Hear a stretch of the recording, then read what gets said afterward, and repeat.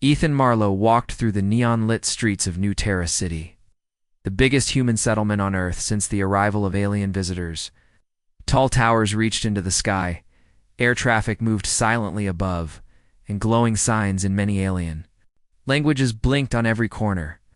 It was a normal evening, or at least it should have been. For the third day in a row, he felt it again. Someone was following him. At first he thought it was his imagination, maybe a tired mind playing tricks. But now, as he walked past the transit hub near Sector 9, he caught a glimpse of her in a glass reflection. She was standing still in the middle of the crowd, facing him, not moving, just watching, a young woman, with pale skin, long silver black hair, and dark eyes that didn't seem to blink. She wore a simple dark cloak, the kind travelers used. Nothing unusual at first glance, except for how silent she was. Too silent and too steady. Ethan quickly turned into a side street. He ducked into an alley and waited, heart pounding. He counted the seconds. 1, 2, 3. She walked past without even looking in his direction, but her footsteps made no sound. Ethan reached his apartment and locked the door behind him. His unit was small, but comfortable, filled with tech gadgets and half-assembled drone parts from his work at the trade station. Dropped his bag, checked the window, and pulled up the security feed. Nothing. No sign of her outside. He shook. His head? "You're losing it," he muttered. "Too much overtime." Still, the feeling didn't go away. Later that night, he left again to pick up a package from a drone station nearby. It was a short walk, just 10 minutes, but quiet. The sky above was full of blinking satellites and the faint glow of ships heading off-world. Then it happened. A loud crack filled the air as a cargo drone lost control and spun down from the sky. Sparks flew. Ethan barely had time to react before he could move. Something slammed into him soft, but Strongan pushed him to the side. The drone crashed where he had just been standing. His heart pounded as he sat up, coughing from the smoke. He looked around. No one. Just the smell of burned metal. He checked the footage again after reaching home. This time he saw her, clearer than ever. She had appeared behind him in a flash, shoved him out of the way, and then disappeared. No trace of how or where she went. But what shocked him the most wasn't her presence. It was the way she moved. For a second, her body lifted off the ground, hovered before vanishing in a single blur. No human could move like that. It's not even trained soldiers or speed-enhanced agents. "Who are you?" Ethan whispered, staring at the screen. The next day, Ethan decided he couldn't ignore it anymore. He went to the central station and used his work access to tap into the city's surveillance grid. It wasn't legal, but he wasn't stealing anything, just looking. He ran a scan using her image. No match, no records, no name, no ID, nothing. "She's not in the system," he whispered. "That shouldn't be possible." Every being, human or alien, had to register to enter the city. Was she off-world? A smuggler? A spy? His thoughts were interrupted when a message flashed on his private terminal. "Stop looking." No ID, no sender. Just 2 words. His hands froze over the keyboard. That night, he didn't sleep well. He kept his eyes on the hallway through a tiny camera feed. Hours passed. Nothing. Silence. Until a small noise came from the balcony. Not loud, but enough to alert him. He rushed to the door and opened it. She was standing there. The same cloak, the same calm face. She looked at him like she already knew everything he was thinking. "How did you get up here?" Ethan asked, backing away. "Who are you?" She didn't answer right away. Her voice, when it came, was soft but steady. "You're not safe," she said. "From who?" he asked. "You. I'm not your enemy," she replied. "But others are coming. Ones who want what's inside you." Ethan frowned. "Inside me? What does that mean?" "You'll understand soon," she said. "For now, just know I'm here to protect you." "Why me?" he asked. "I'm just a station worker. I fix broken drones." Her eyes narrowed slightly. "You are more than that. Much more." Before he could ask anything else, she stepped backward and simply vanished. Not ran, not jumped, just vanished. Like she folded into thin air, Ethan stood on the balcony alone, cold wind brushing past him. The city lights blinked below. Somewhere out there, she was watching again, and suddenly, he wasn't sure what scared him more, the fact that she was following him, or the idea that she might be telling the truth. Ethan Marlowe didn't sleep much after that night. His thoughts kept spinning in circles. Who was that woman? How did she vanish like that? And most of all, what did she mean by others are coming? He spent the morning in front of his computer. His fingers flew across the keyboard, pulling data from hidden corners of the city's surveillance network. Every camera around his building. Every satellite drone in his sector. He was supposed to use his clearance only for station work, but right now, didn't care. Still, he found nothing. It was like the woman never existed. No image, no movement. There's no digital footprint. In a world where everything was tracked, recorded, and stored. That wasn't just strange. It was impossible. That evening, Ethan tried to go back to normal life. He headed to the station, where robots unloaded cargo, aliens bartered with humans, and large screens played peaceful government news. He worked on a broken scanning drone, keeping his eyes low. But inside, he was tense. Every footstep behind him, every glance from a stranger. He noticed it all. He wasn't paranoid, he was certain now. She was still watching, and he was right. As he turned a corner near the coolant tanks, there she was again, standing silently, just 5 steps away.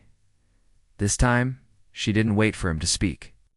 She took a slow step forward, her voice low and calm. "My name is Sira," she said. "I'm not here to hurt you, but you need to listen." Ethan stepped back. "You've been following me for days. You break into my place, you vanish like smoke. And now you want me to trust you? I saved your life. You also scared me half to death. I had to make sure you were the right one," she said. "The right what?" Sarah looked around. The hallway was quiet, filled only with the soft hum of the station machinery. Then she did something strange. She raised her hand and tapped her wrist. A small circle of light appeared in the air between them, like a floating screen. A hologram. It showed something shocking. Ethan's face. Next. To it, charts, maps, and symbols in a language he didn't know. "What is this?" He asked. "Your history," Sira said. "Your bloodline. It connects to something ancient. Something powerful." Ethan stared at the screen. "I'm just a guy who fixes cargo scanners." "Not entirely," Sira replied. "Your ancestors were part of something hidden. Something older than Earth's governments. Older than the first contact with alien life." He laughed nervously. "You're joking. This is science fiction stuff." "I wish it were," she said softly, "but it's not. You're in danger, Ethan, and you need to understand why." He narrowed his eyes. "Did you know so?" "Much. Tell me everything, start to finish."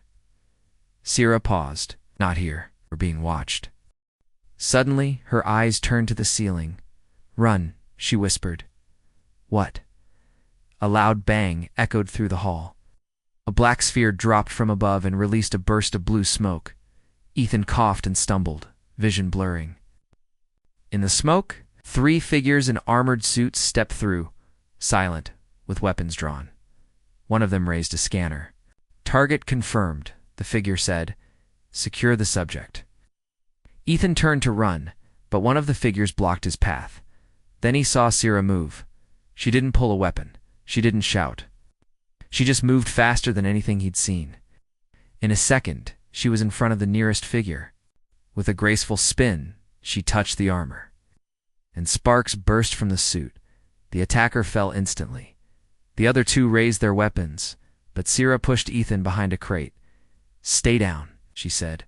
She leaped again, dodging one blast and striking the second figure with her palm. The weapon shattered. The last one tried to escape, but Sira tossed a small device toward him. Flash. The light exploded, and the figure collapsed. Ethan peeked over the crate, stunned. The fight was over in seconds. "What? What are they?" he asked. "Government agents," Sira said. "Not from Earth's Council. A secret division. There. Watching everyone connected to the old signal. What signal? She walked to him and offered her hand. You'll understand, but not here. It's not safe. Ethan looked at her, heart still racing. Her hand was steady. Her eyes were calm. He hesitated, then took her hand. They moved fast, through side tunnels and old service routes. She seemed to know every shortcut, every hidden passage. Ethan had worked in the station for 5 years, but she moved like she had built it.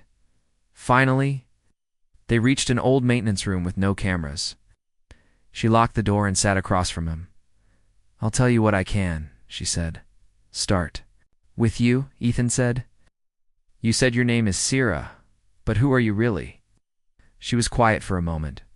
Then she answered, I'm not human, she said. I look like one. I was made to blend in. But I'm Avari.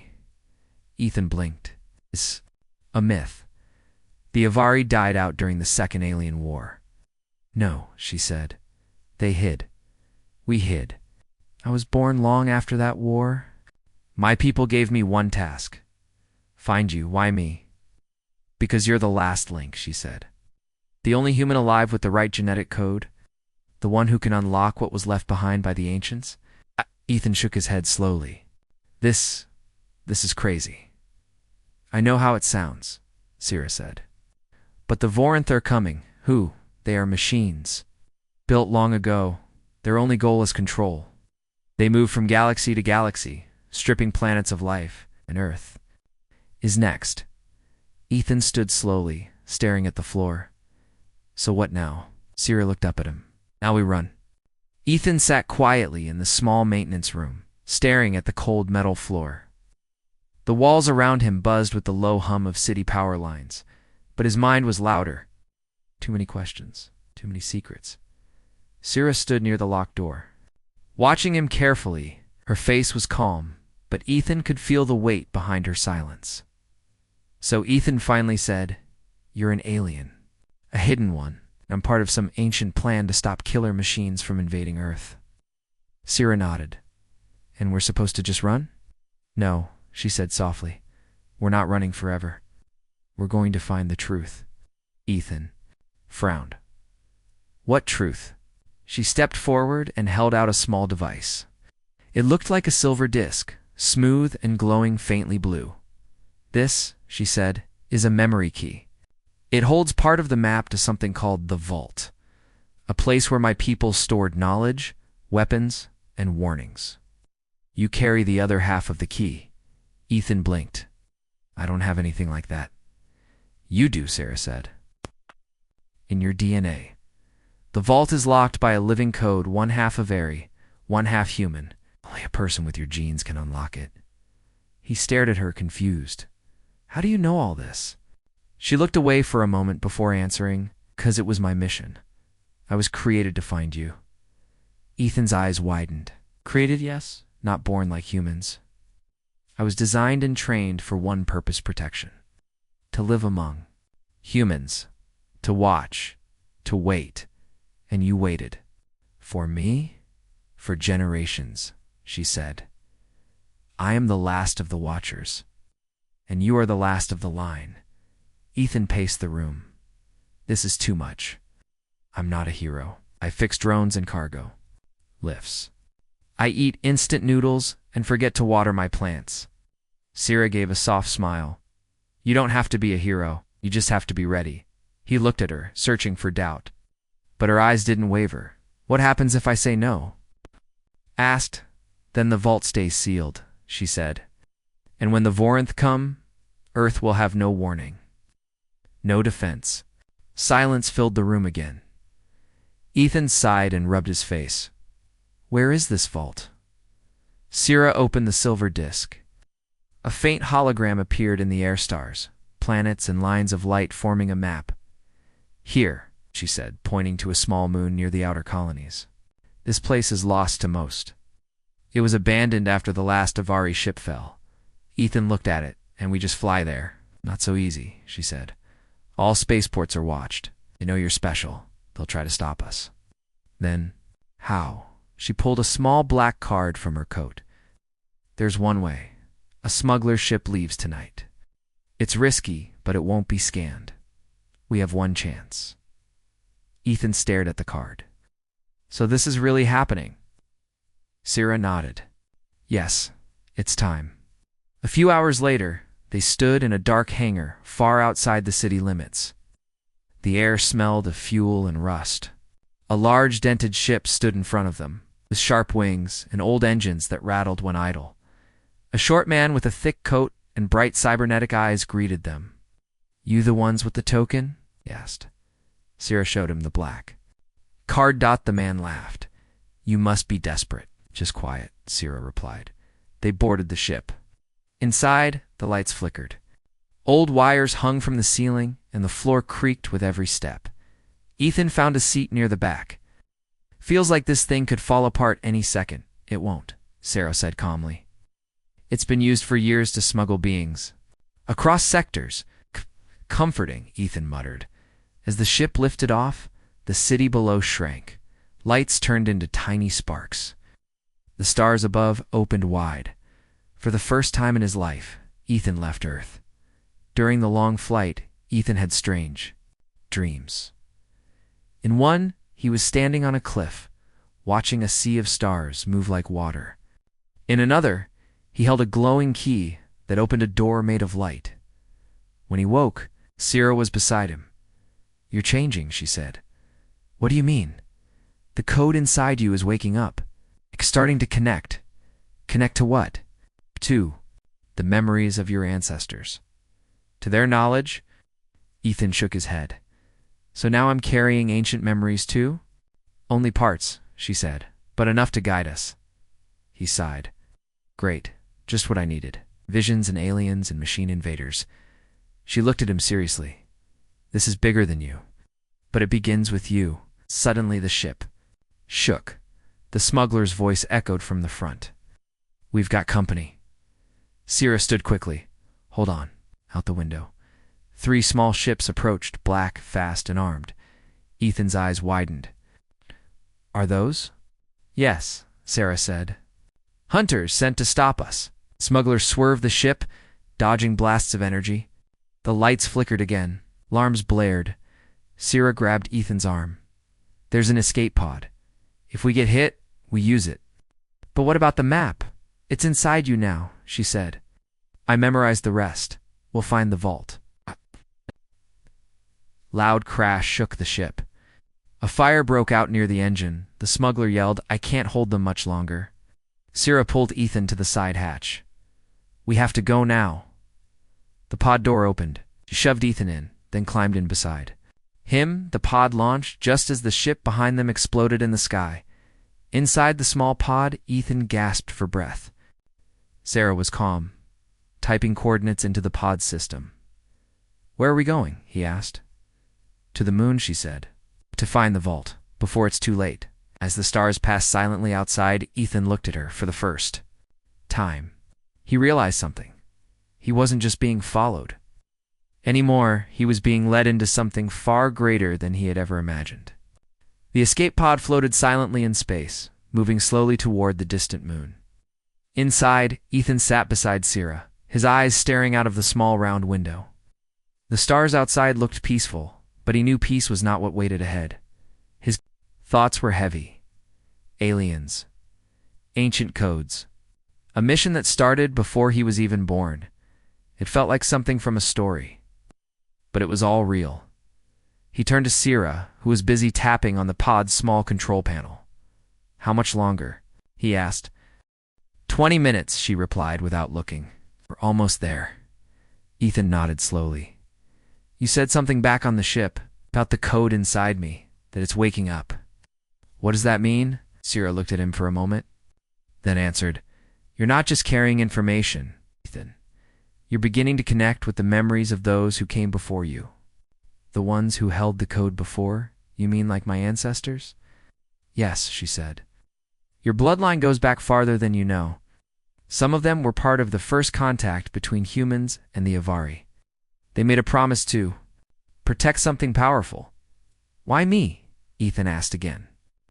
Why not someone stronger, or smarter, or more prepared? Because the vault doesn't open with strength, Sira said gently. It opens with truth, with connection. And you are the last one who carries both parts of the key human and ancient. Ethan leaned back in his seat, letting out a long breath. I never asked for any of this. No one ever does, Sira replied softly. But sometimes we're chosen for a reason we don't understand yet. The moon came into view, gray and rocky, with sharp ridges and large craters.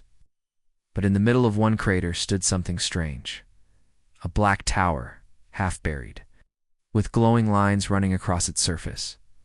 That's it, Sira said. The vault. The pod landed near the edge of the crater with a gentle thud.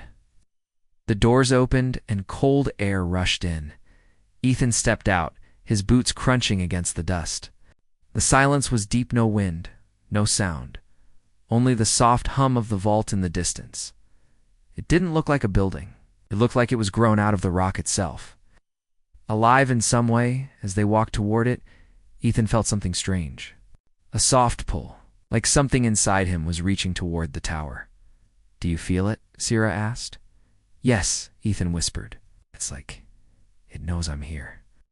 Sira stopped in front of the vault's door, smooth surface with no handle. No button, nothing at all. Place your hand on it, she said. Ethan hesitated, then stepped forward and slowly touched the cold surface. At first, nothing happened. Then light spread from his palm, soft blue lines that moved across the door like water. The ground rumbled. The door split down the center and opened silently. Inside was a long hallway glowing with the same soft blue light. They entered together. The vault was like nothing Ethan had seen. The walls shimmered like crystal. Symbols floated in the air, slowly spinning. Giant machines stood like statues, asleep for centuries as they walked. Sira explained, this place was built by the ancients, beings far older than humans or Avari. They left behind knowledge and power.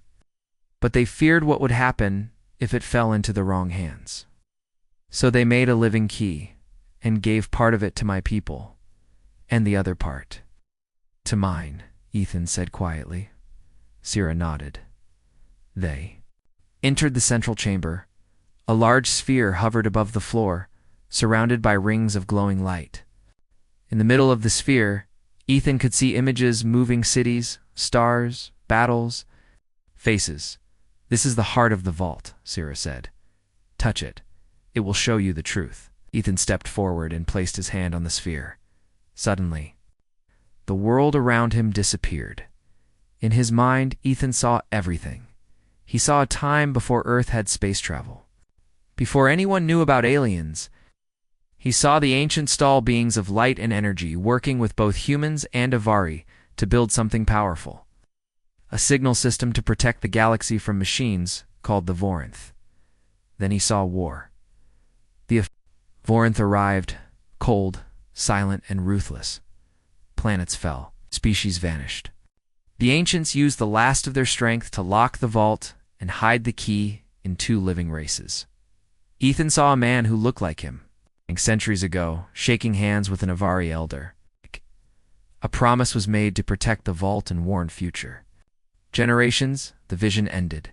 Ethan stumbled back, gasping for air. Sira caught him. Are you all right? She asked.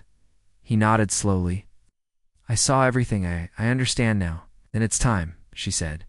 You must activate the defense code. We'll send a signal across space, a warning to the galaxy. It may be our only chance to stop the Vorinth before they reach Earth.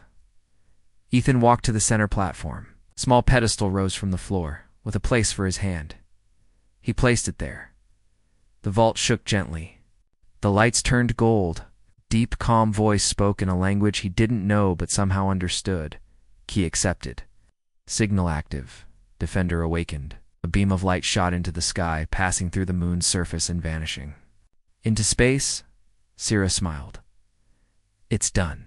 The warning is sent. Other vaults may awaken too. We have hope now. Ethan sat down, his legs weak. So, what happens next? Sira looked at him. The Vorinth will know we've awakened the code. They won't stay hidden for long. We just painted a target on our backs, Ethan said. Yes, she agreed. But we're not running anymore. She looked up at the glowing light in the sky. And we're not alone. The vault had fallen silent again. The golden light that shot into space was gone, but Ethan could still feel the energy it left behind. His hand tingled from the activation, and his mind still echoed with the voice of the ancients. Sira stood beside him, her face serious. "The signal is out," she said. "Others may hear it.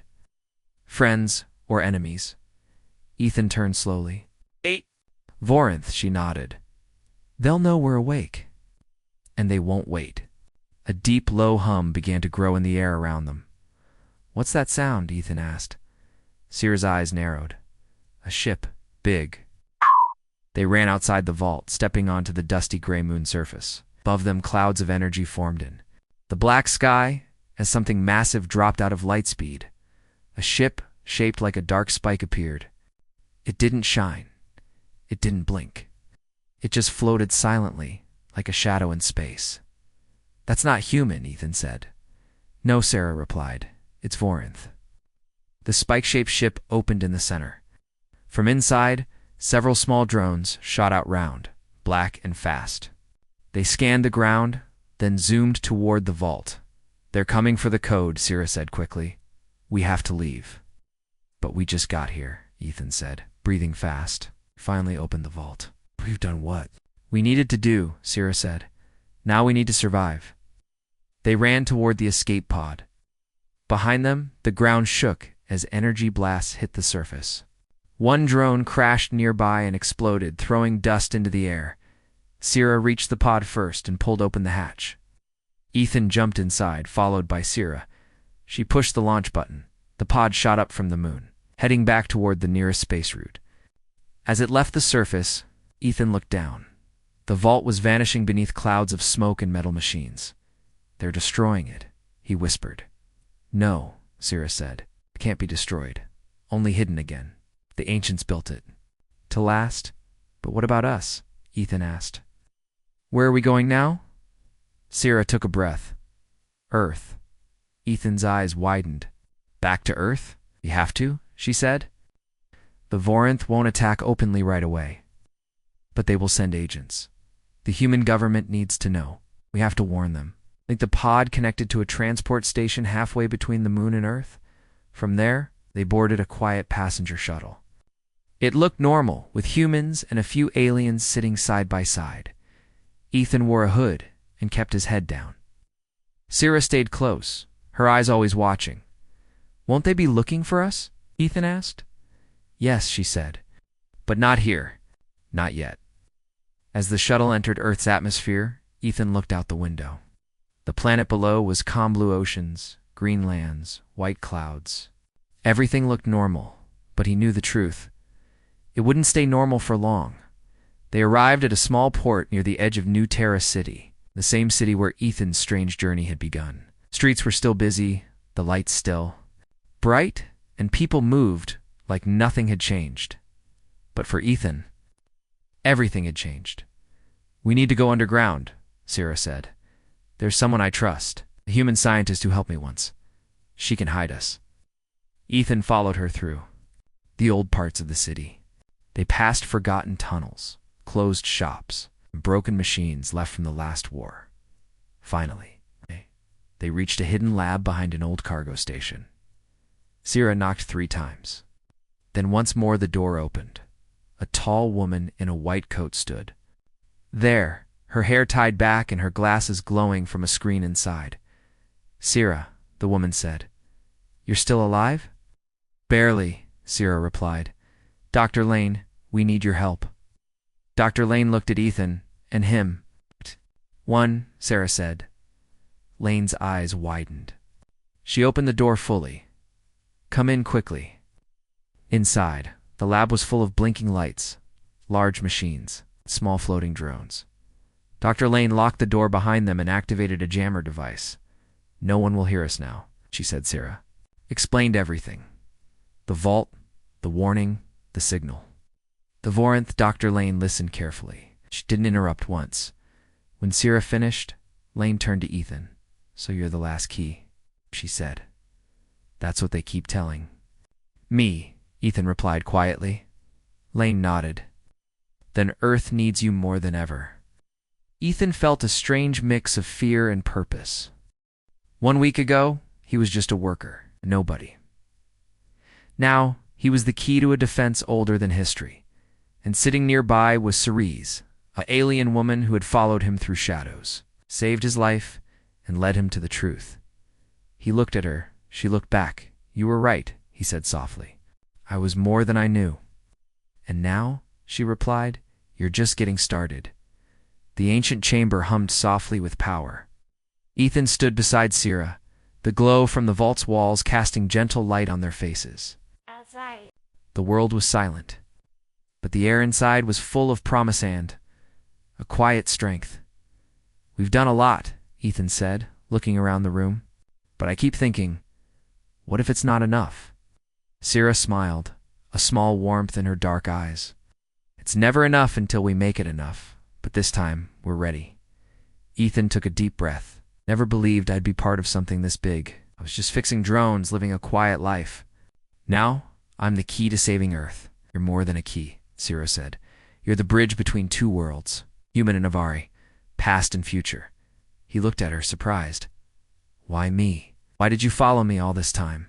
"Oh, Sira's face softened. "Because I saw something in you. Not just your bloodline, your heart. You didn't run away when you saw the truth. You faced it." Ethan smiled faintly. "I guess I didn't have much choice." They sat side by side on a smooth stone bench, the vault's soft glow reflecting around them. Suddenly, an alert sounded, a quiet beep that echoed through the chamber. Sira stood quickly and moved to a control panel. "The Vorinth," she said. "They've launched a fleet, a large strike force. It's heading for Earth." Ethan stood as well, heart racing. "How much time?" "Less than 48 hours. "Can we stop them?" "The vault can shield Earth, but only if we activate the full defense network. And to do that, we need help." Ethan frowned. "Help from who?" "The Council of Allied Worlds," she said. "Planets that have been waiting for this signal. For us to call on them?" He shook his head. "We barely know they exist. How do we contact them?" Sira touched the control panel. "Through the vault. The signal we sent will reach them. But we must keep the vault safe long enough for the message to be received." Ethan and Sira worked together, activating systems and strengthening shields. The vault responded to Ethan's genetic code, its power flowing like a river through his hands. Outside, ground trembled. Suddenly, chamber doors burst open. Black Vorinth machines stormed inside sharp, fast and armed with energy weapons. Sira raised her hand. A wave of blue light swept through the chamber, disabling the machines. But more kept coming. Ethan grabbed a metal rod nearby and swung at the closest machine. It shattered with a spark. "Keep fighting!" Sira shouted. "The vault won't hold forever." They moved as a team. Ethan's strength and Sira's speed and skill. Every machine that approached fell or froze. Still, the wave kept coming. Ethan's arms grew tired. Suddenly, Sira looked at him with fierce determination. "We need to connect, you and me now." "What do you mean?" asked we. "Share energy," she said. "Together, we can power the vault's defenses fully." Ethan nodded. They stood face to face. Sira reached out, placing her hand on his chest. Ethan did the same on her arm. A bright light burst between them, blue and gold swirling, pulsing like a heartbeat. Ethan felt warmth and strength flow through him, and a connection deeper than anything he had known. The vault roared to life. Outside, the machine stopped. The red eyes flickered and went dark. Minutes passed. The chamber grew quiet. Ethan and Sira looked at each other, breathing hard but smiling. "We did it," Ethan said. "No," Sira replied. "We started something bigger." The vault's communication panel lit up. A message appeared from the Council of Allied World ships from many planets were heading toward Earth. "We are not alone," Ethan whispered. Sira nodded. "The bond between worlds is stronger than any machine." In the days that followed, the sky above Earth filled with ships bright, shining, alive. The Vorinth fleet stopped, unsure of what awaited them. Ethan stood on a high cliff. Looking at the stars, He thought about his journey from a simple worker to the key to a galaxy's defense. Sira stood beside him. "You were right," he said. "This is just the beginning." She smiled. "And together, we will protect the future." Ethan looked at her with gratitude and hope. No longer alone, no longer afraid, because the bond between them and between worlds was unbreakable. The end. He was just one man, but now he carried something the entire world might depend on.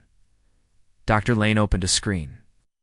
"We've been picking up strange signals in orbit." Silent shifts. "Unmarked. We thought they were smugglers. Now I'm not so sure." "Vorinth scouts," Sira said. "I can contact the Earth Council.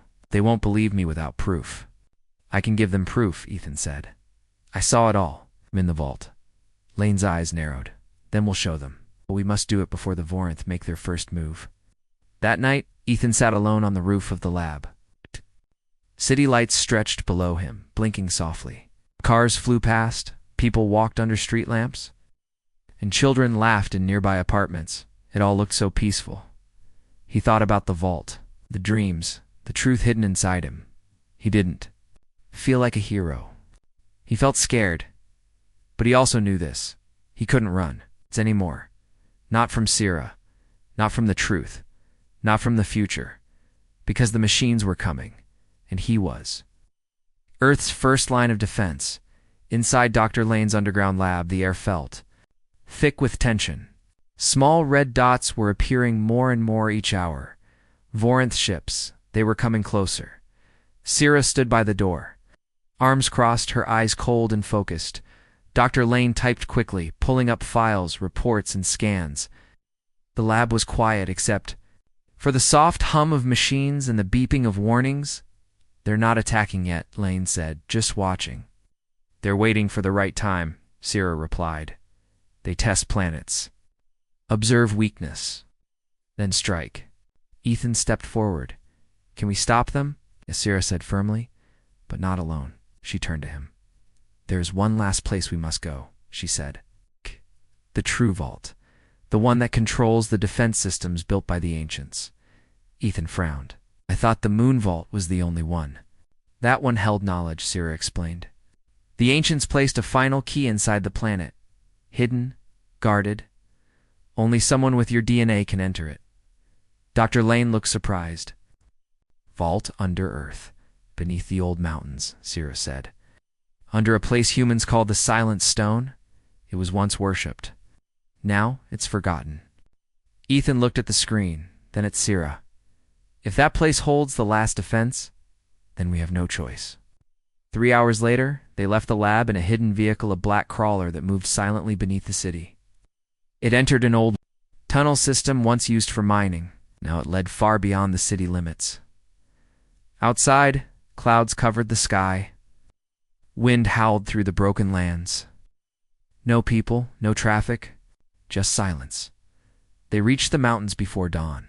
The Silent Stone stood tall, an ancient black rock surrounded by old ruins. Nature had claimed most of it. Trees, vines, moss. Sira walked directly to a spot near its base. She pressed her hand against the stone. A soft light appeared. The ground shook. A secret door opened inside the mountain. They walked through a narrow path lit by glowing lines along the walls.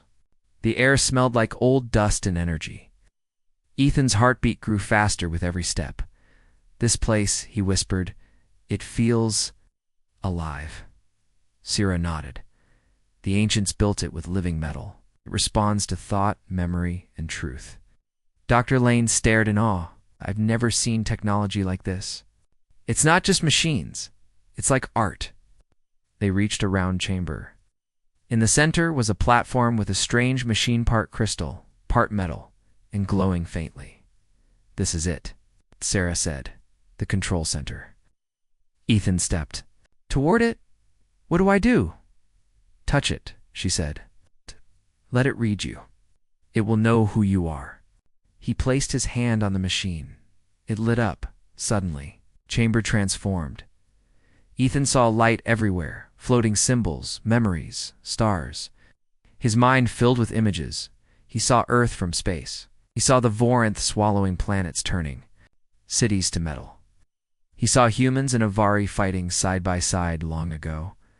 Then he saw something new, himself, standing beside Sira, leading others into a bright future. Then came the voice. You are the keeper. It's the last link. Do you accept? Your duty, Ethan, didn't speak aloud. A beam shot up from the chamber, reaching deep into Earth's skies. Above the planet, satellites began to glow. Old stations dead for centuries came back to life. Long-forgotten defense grids activated. Beacons lit up across space. Earth had awakened. Sira smiled. The system is online. The Vorinth will not expect it. Ethan stepped back, breathing hard. Did we just wake up an ancient weapon? No, Sira said. We woke up a shield. One that protects life, not destroys. Dr. Lane stared at the glowing maps on the wall. The signal is spreading. It's calling to others. Other vaults? Other worlds. Now, Sarah said, we'll need allies. Suddenly the ground shook. An alarm rang through the chamber. They've found us, Lane said quickly. Vorinth scouts, Sira added. They followed the signal. Ethan looked around. Can we fight them here? This vault is protected, Sira replied. But they'll try to break in. We need to stop them before they send more. She looked at Ethan. There's one. Last command you can give. The system has a local defense pulse non-lethal. It disables machines nearby. Ethan rushed to the platform and placed his hand again. The light turned red. Pulse ready. Release command. He looked at Sira. She nodded. Double quotes do it, she said. Ethan gave the command. A deep sound filled the mountain. Like thunder rolling underground, above in the forest and rocks. Small black machine scouts and probes fell from the sky. Some exploded. Others froze midair, their red eyes dimmed. Silence returned. Ethan stepped back, breathless. It worked. Sira touched his shoulder. You did it. Dr. Lane smiled. You just saved Earth's surface from a silent invasion. Ethan looked around at the chamber. No, he said. We just started something bigger. Sira nodded. This is not the end. The Vorinth will return. But now Earth is awake. The vault is open, and they know. We're not helpless. That night, as they rested deep inside the ancient chamber, Ethan sat near the glowing wall, thinking. He thought about how everything changed.